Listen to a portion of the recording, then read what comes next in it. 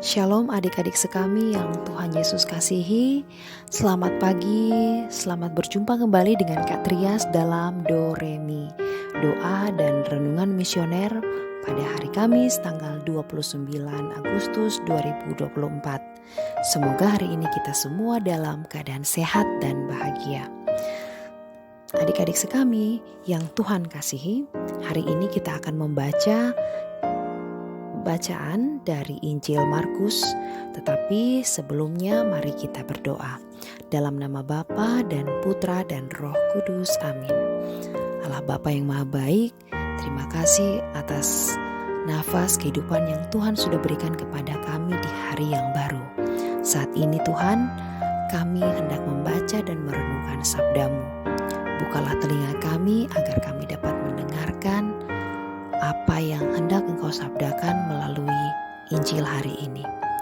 Demi Kristus Tuhan dan pengantara kami, amin. Dalam nama Bapa dan Putra dan Roh Kudus, amin. Baik adik-adik, sekarang mari kita buka Injil Markus pasal 6 ayat 17 sampai ayat 29. Inilah Injil suci menurut Markus.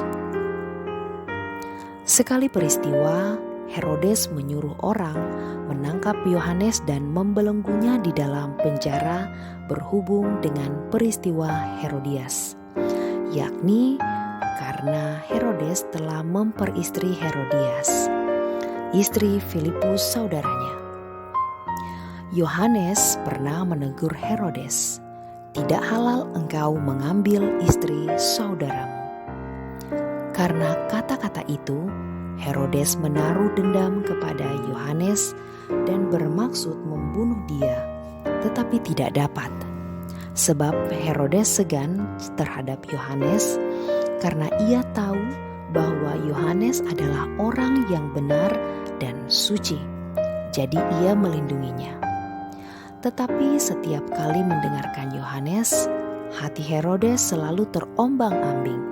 Namun ia merasa senang juga mendengarkan dia. Akhirnya tiba juga kesempatan yang baik bagi Herodias, yakni ketika Herodes pada hari ulang tahunnya mengadakan perjamuan untuk pembesar-pembesar, para perwira dan orang-orang terkemuka di Galilea. Pada waktu itu putri Herodias tampil lalu menari, dan ia menyukakan hati Herodes serta tamu-tamunya. Maka Raja Herodes berkata kepada gadis itu, "Mintalah daripadaku apa saja yang kau ingini, maka akan kuberikan kepadamu," kata Herodes. Lalu Herodes bersumpah kepadanya, "Apa saja yang kau minta akan kuberikan kepadamu, sekalipun itu setengah dari kerajaanku." Anak itu pergi dan menanyakan kepada ibunya, "Apa yang harus kuminta?" Jawab ibunya, "Kepala Yohanes Pembaptis." Maka cepat-cepat ia pergi kepada raja dan meminta, "Aku mau supaya sekarang juga engkau memberikan kepadaku kepala Yohanes Pembaptis dalam sebuah talam." Maka sangat sedihlah hati raja. Tetapi karena sumpahnya dan karena tamu-tamunya, ia tidak mau menolaknya. Raja segera menyuruh seorang pengawal dengan perintah supaya mengambil kepala Yohanes. Orang itu pergi dan memenggal kepala Yohanes di penjara. Ia membawa kepala itu di sebuah talam dan memberikannya kepada gadis itu, dan gadis itu memberikannya pula kepada ibunya. Ketika murid-murid Yohanes mendengar hal itu, mereka datang dan mengambil mayatnya, lalu membaringkannya dalam kubur. Demikianlah sabda Tuhan. Terpujilah Kristus. Adik-adik yang terkasih, renungan pada hari ini bersumber dari Injil Markus yang mengisahkan tentang sikap hidup seorang Santo Yohanes Pembaptis yang berani tampil untuk menyuarakan kebenaran di hadapan Raja Herodes. Hari ini kita juga diajak sebagai umat Katolik untuk merayakan peringatan wafatnya Santo Yohanes Pembaptis sekaligus meneladan sikap hidup Santo Yohanes Pembaptis untuk berani menyuarakan suatu kebenaran sebagai seorang beriman. Perayaan peringatan wafatnya Santo Yohanes Pembaptis menjadi momen yang penting karena sikap hidupnya yang rela menderita dan menanggung resiko atas sikap kebenaran, keberaniannya melawan Raja Herodes. Seperti yang kita sadari dan ketahui bahwa dalam kehidupan bermasyarakat, ketika kita menyampaikan kebenaran sudah pasti akan menimbulkan dan menghadirkan suatu tantangan dan resiko. Demikian juga yang terjadi dan dialami oleh Santo Yohanes Pembaptis ketika menentang sikap Raja Herodes yang telah melakukan persinahan bersama Herodias. Tanpa ragu, pada saat itu Santo Yohanes Pembaptis berani untuk mengatakan yang benar dan menunjukkan jalan yang lurus. Dari teladannya, kita bisa belajar tentang upaya untuk bertindak mewujudkan kesetiaan akan kebenaran dan keadilan. Apa yang telah diteladankan oleh Santo Yohanes Pembaptis memberikan gambaran bagaimana kita harus bersikap dan menjawab panggilan Tuhan. Panggilan Tuhan untuk melaksanakan tugas sebagai utusannya yang setia, terlebih ketika hal itu bisa mengancam hidupnya. Santo Yohanes Pembaptis telah menunjukkan kepada kita pentingnya memiliki sikap tetap teguh dalam keyakinan iman kita, bahkan di tengah keterbatasan kita sebagai manusia yang pasti akan menghadapi berbagai rintangan. Meskipun begitu banyak rintangan, Tuhan akan selalu dan senantiasa akan mendampingi kita dalam situasi apapun untuk memberikan kekuatan dan bimbingannya kepada kita.